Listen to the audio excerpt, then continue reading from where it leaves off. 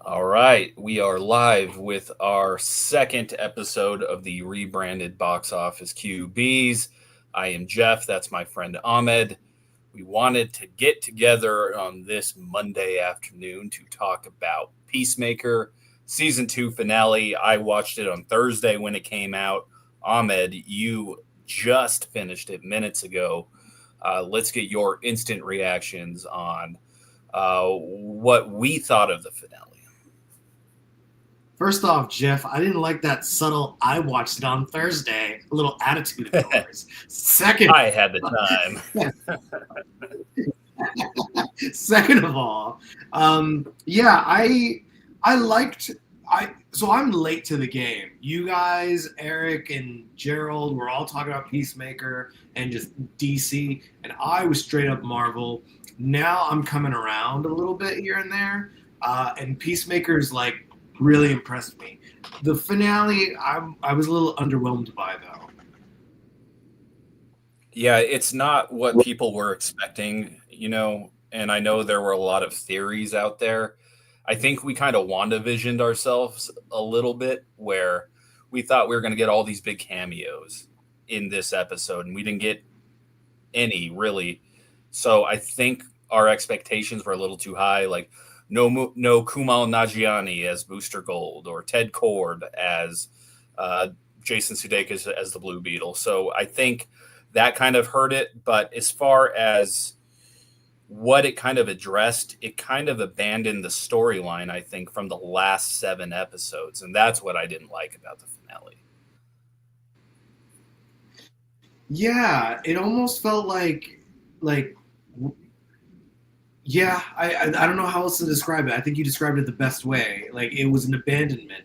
It was like we spent all this time building this up. We didn't even get a cameo by his brother. Like we found out in episode 7 he is still alive, right? So I don't know. What happens to that storyline? That's what I was wondering. I was like, where is Roy from The Office? I know he is alive still. And is his brother going to hunt down like Team Peacemaker in the finale? I think that would have made a much more compelling hour than what we got. Like, don't get me wrong, we did get some good stuff here. I did like going through like the interdimensional doors and the Candyland part of it. And then there were like spiders with skull heads. I thought that was cool. But as far as Earth X and that whole alternate universe of like what was going on there, I wish we would have revisited it and wrapped it up before we see Peacemaker kind of left in a place away from everybody. Yeah, it would have been nice to see some cameos, but it's just I don't know. I want to trust James Gunn in his judgment just because I was really impressed. Like when I saw that the finale was written and directed by him, I kind of always take that as, oh, this is going to be good. And there were a lot of great moments, but some of the sequences I thought just they started kind of foreshadowing to me that this is going to be a very underwhelming episode. This scene is going on for longer than it needs to. This scene is going on longer than it needs to, and I was just a little kind of heartbroken. So I can only imagine how some people are feeling, especially now that we know that there's not going to be a season 3. Yeah, like there were extended musical sequences here. Not one, but two almost music videos on that boat. It reminded me kind of like the old CW days where it's like, oh, the All American Rejects are going to guest star on Smallville tonight. That's what it kind of reminded me of. And Yeah, I don't, we needed that. Like, I love the theme song for this season. Like, I listen to it all the time. Did I need to see like that band play it live on the show? I did not. and I'll say I'm not into that genre of music, boat rock or whatever. But the first season song grew on me, and that musical number like that all grew on me with time. So when they brought it in the last episode, it was almost poetic. And the reason why I say that is because James Gunn in the official Peacemaker podcast talked about how symbolic it is, and apparently the song is about fame. Do you really want to taste fame, basically? And like how badly do you want to achieve what this goal is. And I guess for Peacemaker it was peace in the sense of like total annihilation, but like there was heart to it, and that's what really made me kind of go, oh, there's got to be a point to this, right? And the only point I got from it was we needed to see John Cena as Chris Smith. We needed to see him just like relaxing, and it's a happy moment, only for us to be like greatly disappointed. But oh my god, like it was going on for so long that I'm what's gonna happen now that's gonna really like I get it, something bad's gonna happen, but we're not even gonna have enough time to really unwrap it. And we didn't. Yeah, there was really pivotal things that happened in those musical numbers, like Harcourt and Chris like confirming their feelings for each other. So that was played through the music, and James Gunn does this well all the time. Like Guardians of the Galaxy is basically like a space rock opera, if you think about it, with music from the 70s, 80s, and the 90s and the 2000s, as my dogs will tell you. But yeah, like I want to see these characters back, not just in Man of Tomorrow, which is the movie that they're going to appear in with David Cornsweet's Superman. I would love a Yeah. season three, and I that's what drives me crazy with these shows is they last 1 or 2 seasons, and we never get a continuation besides whatever happens on the big screen. See, and my thing though is, like you said, you're disappointed there's not going to be a season 3 because you're curious about these other characters. That's where I have sort of like a love-hate like feeling for it, because on the one hand, you've made me invest in these characters, and now I don't know if we're going to see them again. But because I am curious, how does it all tie in with the greater DCU?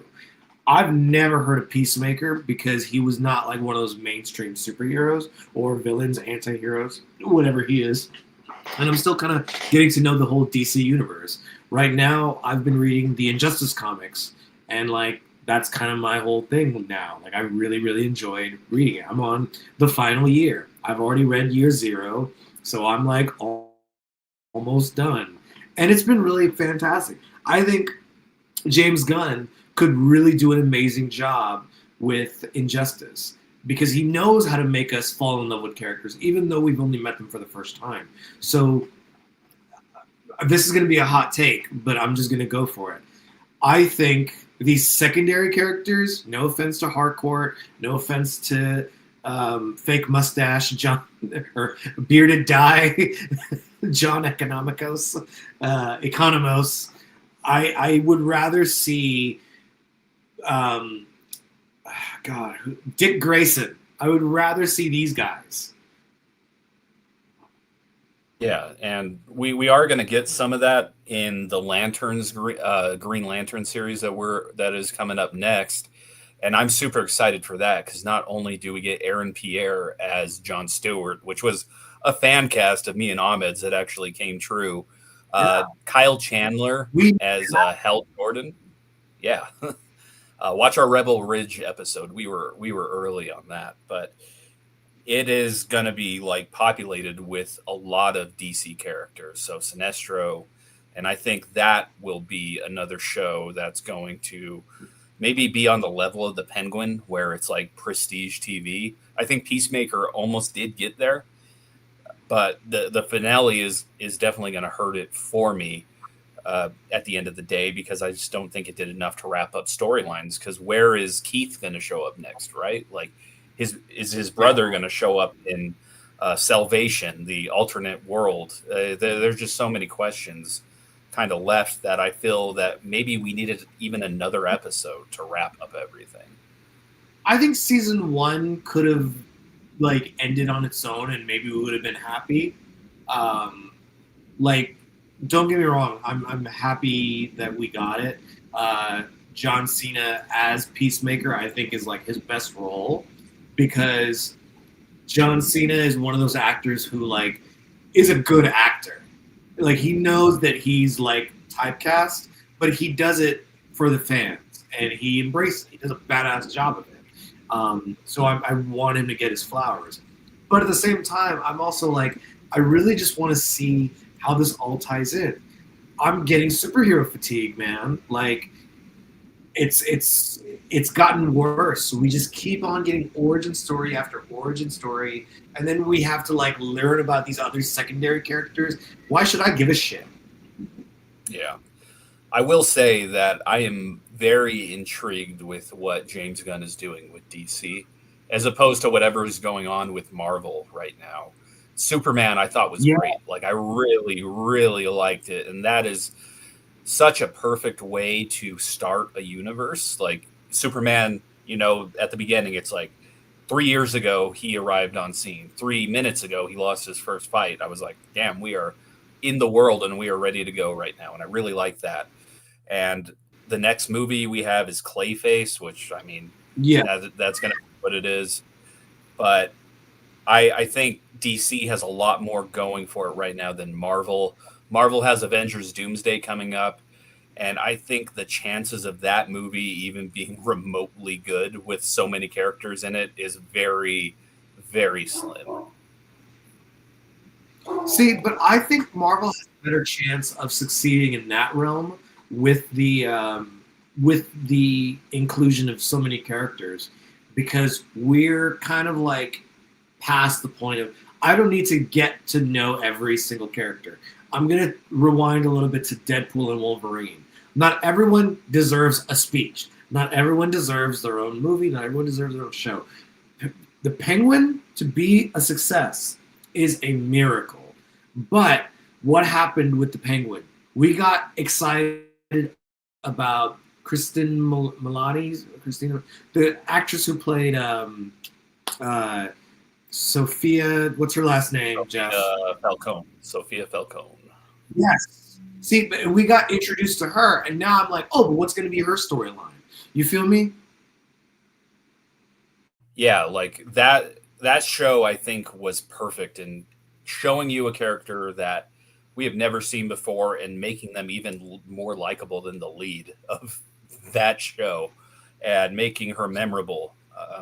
So I think that like DC and Matt Reeves in particular do a great job of that, where they know how to balance those side characters very, very carefully, and they do it in a way to where they kind of grow on you after so many episodes or so many movies. But that's the thing. Your job is not for the side characters. Your job is for the main character and how that storyline goes. John Cena is doing a great job, and he's really like a team player, like giving all his co-stars. It looks like enough screen time. He looks like that looks like a really fun set. It But does, like yeah. you've got all these new people, and it's like hard to kind of keep up with them all. And that's why I'm saying like superhero comic fatigue.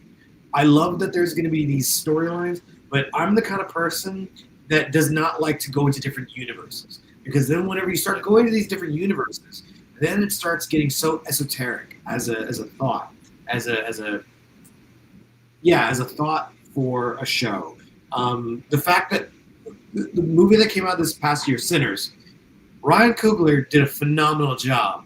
He's not making a sequel. He's not doing a prequel. He's not doing anything.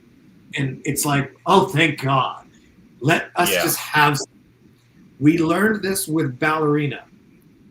I didn't see the movie, but it's my judgment isn't fair. But I've heard it's not that great. It just fell short, which is unfortunate. But that's what I mean. When we keep jumping into these different universes, we want everything to be a success. Not everything's going to be a success. Exactly, Raja. Yeah, I agree there. Like, I think that we are so just mesmerized by the Marvel thing. The studios are like John Wick. I like Ballerina for what it was, but they were really selling Keanu Reeves in that being in that movie for 10 minutes, the 10 minutes he was in Yeah. there. That was all the marketing, and it drove me insane. I was like, I get it. you gotta realize that your audience is smarter than the average moviegoer. We know that this is part of the John Wick universe. You don't have to keep shoving it down our throats. You don't have Right. to do the Marvel thing where it's like, oh my God, look at Harry Styles at the end of this movie. Here, oh my God, look, it's what's his face from Ted Lasso as Hercules at the end. Yeah. It's just give us some more standalone stories. I love Sinners. Ryan Coogler is the king at original stories. He does them well, and he does well with Yeah. IPs too. He and Zach Krager, who did Weapons and Barbarian, are like my two favorite directors nowadays. Yeah.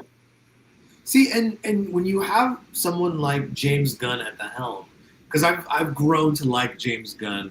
I wasn't really a big fan of the Guardians of the Galaxy movies at first because I was just like, you want me to start liking all these different characters? I just want to know how it ties it together. I understand that was naive thinking now, and after seeing his work on the Guardians of the Galaxy 3, I was like, oh God. He really does like put a lot of thought into it. I would have loved to see him and Zack Snyder collaborate on Justice League. I wonder if that would have made things better. But like, you got to understand, Jeff, we are now on our second Superman. This is our third Batman in like 10 years, 15 years. And so it's like, how is this all? We didn't even get to see freaking Joseph Gordon-Levitt as Robin. Personally, I would still love that movie if they made that today. right? Like, I'm looking at the idea of like, okay, so are we not going to get a Nightwing? Are we not going to get this? We're just going to keep on bringing back. Like, fine, Superman with David Cornsweet. I love that because I manifested that in my head as well when I saw him in Hollywood on Netflix. I was like, he's got the look for Superman, and but we're not even gonna have Robert Pattinson as Batman anymore. So why are they making another Batman? Oh, we are going to get Robert Pattinson as Batman. It's just going to be separate from the David Cornsweet Superman, and that's where we get into the weeds, right? It's like just put them together. Don't have two different Batmen at the same time. That's what we did last year, right? We had Michael Keaton, Robert Pattinson, and who was the other one? Ben Affleck as Batman, all at the same time. It was convoluted. And George Clooney. And George Clooney. That's right. Yeah. Yeah. It's like at this point, I just want some fucking stability. Like, is that too much to ask for? Just a little bit of stability. One actor for one character. As much as I love Spider-Man No Way Home, one actor for one character. Well, that's different. Like, I will fight for Spider-Man No Way Home. I loved how they were able to, like, yes, sure, you can poke as many holes as you want, but we wanted that. We wanted the three of them to come back and meet each other, and we got it. So nobody's allowed to complain. If you wanted it and you're not satisfied, that's your problem. But I genuinely enjoyed it. My inner child was happy because Spider-Man with Tobey Maguire set the stage for a lot. And so if you can have someone that like really cares and can tie it all together, I would love to see that. I would love to see Christian Bale as Batman Beyond or like if they were to do like an alternate reality. I don't think they should do it though because the multiverse and everything, it is getting more played out. Like it was joked about that it was getting played out, but now it's like, oh yeah, this is really bad. So I would just like to see like just one like stability, just like, okay, tell a good story with our favorite characters, and that's how you will hook us up. That's how you will grab us in. But like Clayface is a villain, right? Yeah, we're doing the villain origin thing, which works so well for Sony, by the way. It does. With Raven not for and all of that crap. So. Oh, you were being sarcastic. I'm sorry. Yeah, you delivered it so well. Oh no! Don't watch Craven. Do not watch Craven. It is not worth your time. But Hell, I heard I don't Tron want Aaron villain origin too. stories. Oh yeah, Right. Like, why do we need these Here's the problem with these villain origin stories too.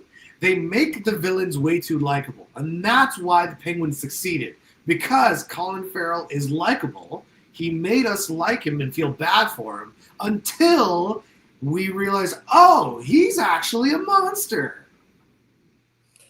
that is some of the best TV ever. That whole season of TV, especially the finale. That is how you do a finale. Is the Penguin with like shocking twists at the end. You don't leave anything open ended. You have the one tease of Batman at the very, very end. I thought it was perfect. But check it. We're not getting Flash. We're not getting Shazam. And we're not getting Blue Beetle, Black Beetle. Yeah. The one played by the Cobra Kai. Yeah, we're not getting any of them. Cut it out. Just cut your losses. Start over with something good. I think like people shouldn't.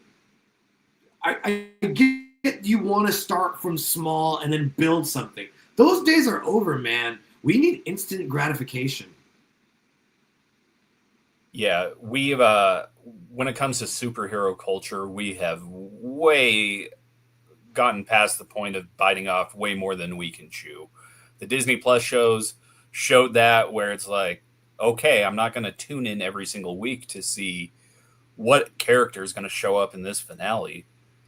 Most of these general audiences are just going to go for the movies themselves, and they're going to be confused as shit when She-Hulk shows up, probably in Doomsday.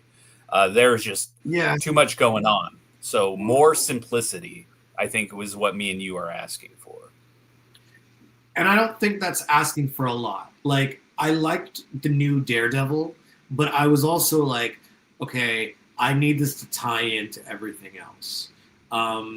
They're gonna put Wonder Man next year, and I'm like, oh, okay. Like, who is this guy? You know what I mean? That was such a weird trailer. I don't know much about Wonder Man, to be honest, but I was like, what is this? Because there was no hints of what his powers are. I don't understand. It seemed like a Entourage pilot or something. And here's the other thing. We know that at the end of the movie is when he's going to get his powers. I am not going to sit through that. I did not enjoy the, like, okay, Ironheart, then Mephisto. I'm like, great. Where do we go from here? Like, it's been 5 years, like, God, 7 years since we got Endgame, right? Yeah. Yeah. And there was a handful of movies, I think, that really captured that feeling again, but not many. I think Spider-Man No Way Home did that for me. I really like Thunderbolts, like more so than Gerald. Gerald hated Thunderbolts, but I loved Thunderbolts. I haven't seen Thunderbolts, but that's what I'm talking about. You had all these other different characters in Thunderbolts. Why should I give a shit? It's so they could all come together on You know what I mean? Avengers Doomsday. Yeah, whatever. Anyways, I will say the cool thing about this show is, Eagly is probably my favorite character. I love Eagly. And Sol Rodriguez, yeah, he's adorable. Sol Rodriguez is also my newest celebrity crush. No comment. You don't have to comment. She leaves us all speechless with her beauty. You said it well, my friend. But yeah, I like Vigilante, I will say, as my favorite character of this show. I just think he is like so innocent and so stupid. I loved how he was throwing out like random animal facts throughout the season. Yeah. And he doesn't even know. Yeah, he doesn't know any of them. And when there was two vigilantes doing the Spider-Man meme, I love that shit. He is my favorite character by far. The show is really good about banter and quotes and all that. I love it. But again, I'm kind of like it's good trash TV. Is that fair? I hate saying that, but it's like it's a guilty pleasure, and I don't want to have a guilty pleasure. I want to have something where I'm also kind of intrigued because season 1 you were kind of intrigued by the whole, oh, is this actually peace or is this, is this who's really the hero, who's really the villain, that type of thing. That's why season 1 was good. Season 2, I'm just like, it's nice, but like, again, this is the DCU now. You've changed history by erasing the Flash and Aquaman and all those guys, and you brought in the Justice Gang, who we've only gotten to know through one movie. Yeah, and Guy Gardner is going to show up in Lanterns too, which it's going to be interesting how that works because he's such a sarcastically like hilarious character, and putting him in a very serious world, I think is going to be interesting. But as far as this season goes, I think we were cooking at certain points here. The reveal of Earth X and what is really going on, even though we saw it coming, I think was a great episode of TV. I liked a lot of the Christopher Smith and Keith Smith stuff. I loved what they did with their dad this time around, where he was not the guy that you thought he was. That was a fun reveal as well. All in all, Ahmed, like if we're going off like rankings, this was teetering on like Hall of Fame for me, but because the finale was so underwhelming, I can't give it anything higher than an all-star, and like a low all-star at that. Yeah, I have to give it like a low star. I'll give it a high starter that is like almost at an all-star, like a 3.75. That was my GPA in grad school, so that's not a bad thing. Yeah, you're still like an A- student there, or A student. I think. Yeah. Yeah, exactly. So, but I'm glad you brought up the dad, Robert Patrick. Fantastic. He is also okay. So this is going to be a weird transition, but I recently started watching Tulsa King. Mm-hmm.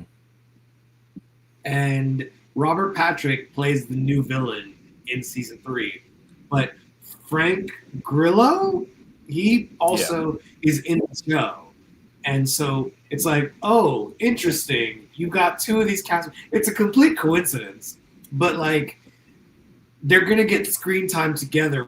I'm sure, but like I'm kind of curious. Oh, and Sylvester Stallone was with John Cena as the shark in Suicide Squad, King Shark. So I'm like, cool. What other overlaps are we gonna see? Or not crossovers, but just casting crossovers. I'm curious. Is Idris Elba gonna show up in like the DCU? You know what I mean? That's who I want to see back. Is Idris Elba as Bloodsport. That would be sick. Like, imagine him in this show. I think it would do really, really well. John Cena and Idris Elba have really good on-screen chemistry. I watched the movie where the 2 of them on Prime, where like John Cena plays the U.S. president, and I'm not manifesting that either. Just saying, he plays the president, and that's right. Idris Elba plays the prime minister. Yeah, and like they're actually kind of fun together. Like, it's a stupid movie, but it's entertaining. And so seeing them together in Suicide Squad and their go back and forth, it was a great. Like, I liked it, but again, hurry up. Yeah, Bloodsport and Peacemaker. Make that the next series or the next movie. I think we got something going. Tie it all together. Just tie it all together too. Put them all in a battle royale. Yes. Oh my God. Yes. Shit. Like, because here's the thing: Marvel and DC are already collaborating with each other. Okay. That's right. Yeah. So y'all need to step up your game. The filmmakers need to step up their game. Like, hurry the hell up, because we're already getting past this point, and what you don't want is a bunch of comic book nerds telling you, well, this is how it should be and whatnot. Just give it to us so we can enjoy it without having to do homework. Exactly. That's what Deadpool and Wolverine got right for sure. But yeah, anything else, Ahmed, you want to add about the DCU, the future of the DCU, or Peacemaker? James Gunn, please let us on your podcast or like join our, I don't know. And Sol Rodriguez, call me. I'm just kidding. We'll link Ahmed's phone number in the comments here. But yeah, well, Ahmed, another fun episode. We'll probably get back together for Gen V when that finale hits. But yeah, this dude. box office cue. Yeah, dude. Yeah. Follow us on Instagram, Facebook, Twitter, YouTube, all the good ones, TikTok, and we will talk to you guys very soon. See you soon.